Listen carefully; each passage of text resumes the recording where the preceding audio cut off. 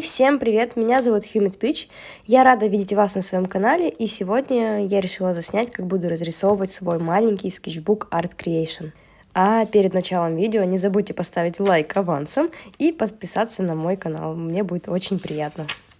К сожалению, я не очень часто рисую в этом скетчбуке, потому что параллельно заполняю еще несколько. Сегодня я буду рисовать карандашами, какой-то браш-пен с черной тушью и, конечно же, цветные карандаши. Конечно, первым делом я решила нарисовать портрет, а как иначе, я же портретист. XYZ School запускает курс по скетчингу. Главная цель – позволить тебе сделать первый шаг в профессии художника. Если ты не умеешь рисовать, то они тебя научат. Скетчинг – это технология быстрого рисунка. Он позволяет наглядно показывать идею, композицию, конструкцию. На курсе тебя научат создавать наброски любых объектов – зданий, флоры, фауны, людей, реалистичных городских ландшафтов и фантазийных механизмов. Курс рассчитан на максимально широкую аудиторию и идеально подойдет новичкам. Студенты XYZ устраиваются в Sperasoft, SaverMy.com, Digital Forms и другие студии. Ближайший курс стартует 1 декабря, а новые потоки запускаются каждый месяц. Наметив небольшой шарик, я отмечаю среднюю линию, на которой будут находиться глаза. Далее схематично отмечаю нос, рот и, конечно же, уши, ориентируясь при этом на те позиции, которые я отметила уже.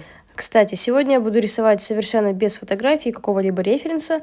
Опираться буду в целом на свои впечатления и знания анатомии. Но я знаю, что многим интересно, откуда я беру референсы. Если интересно, то это Pinterest, конечно, Instagram.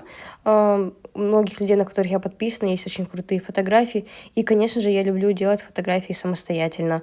Например, с самой собой. Кстати, можете подписаться на мой инстаграм, ник Humid Peach. А еще есть пара интересных новостей. Я заболела, и, возможно, это коронавирус, потому что все симптомы указывают на это. Но на самом деле я бы хотела поделиться другой новостью. Я решила наконец-то выпустить и подготовить курс, который поможет многим, возможно, научиться рисовать портрет. Я точно не уверена, когда это случится, потому что я все еще работаю над этим, я рисую, собираю информацию, собираю ее в единое. Оказывается, это так очень сложно верстать книжечку самостоятельно. Так что, если вам интересно, то следите за новостями, я в любом случае публикую это все в Инстаграме и Ютубе. Как вы видите, рисунок на фоне выполнен изначально цветным карандашом оранжевого цвета. Это делаю для того, чтобы просто в последующем не отвлекаться, например, от основных линий, которые я уже рисую именно черным карандашом. Я часто беру цветные карандаши за основу для того, чтобы просто не бояться черкаться, не бояться носить лишние линии. Они не очень-то яркие, хотя сам по себе карандаш яркий, конечно, но когда вы добавляете туда, вот, например, черный карандаш или простой графитный карандаш, то эти линии уж не так сильно выделяются, и, мне кажется, придают какой-то определенный шарм работе. Особенно если вы будете использовать несколько цветных карандашей, то при смешивании и наложении друг на друга будет получаться красивый цвет. Конечно, тут надо уже подбирать цвета, которые будут сочетаться. На самом деле, когда я начинала рисовать этот рисунок, я не думала о том, как будет выглядеть конечный вариант. Я хотела просто нарисовать девушку, но в итоге в конце вы увидите, что она получилась немножко мрачноватой. Я наношу штрих так, будто бы цвет падает спереди, но чуть-чуть сверху. Я затемняю верхние веки, особенно углубляю, где уголки глаз. Затемняю основание носа и верхнюю губу, и, конечно же, ложбинку под нижней губой. Не забываю затемнить и также боковые поверхности спинки носа. Постепенно в работе появляется больше деталей. Я отмечаю место подбородка, изгибы скулы и, конечно же, саму челюсть. Постепенно в некоторых местах я уже уплотняю линию, например, под нижней губой, и сейчас начала уплотнять линию, которая отвечает за окружность нашего лица. Конечно, при этом параллельно я формирую форму, которую хочу увидеть в итоговом варианте. Мне, кстати, очень нравится, как мои работы выглядят на начальных этапах и промежуточных.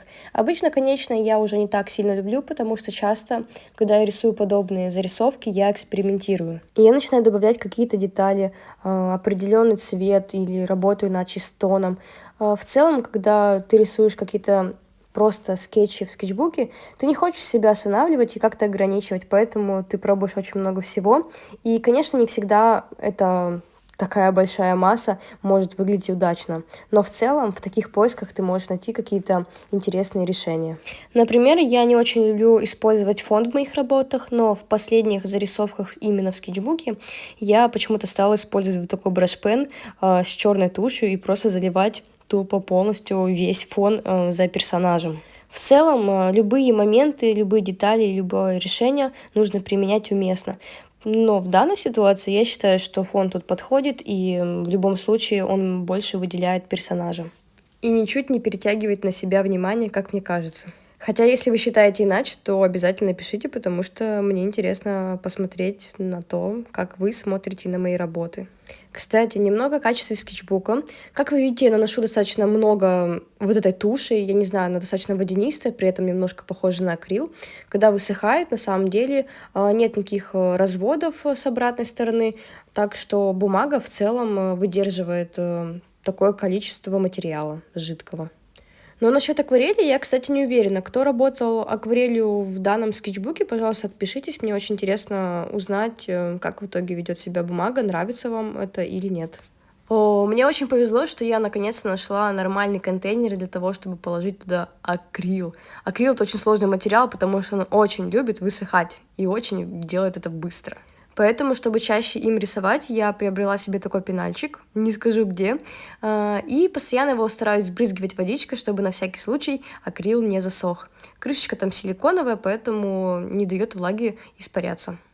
Уже почти все, я наношу последние штрихи, и на самом деле я бы на своем месте не стала затемнять волосы, как я это сделала, я ставила бы их белыми, либо добавила наоборот в них цвета, но такого градиента снизу к верху.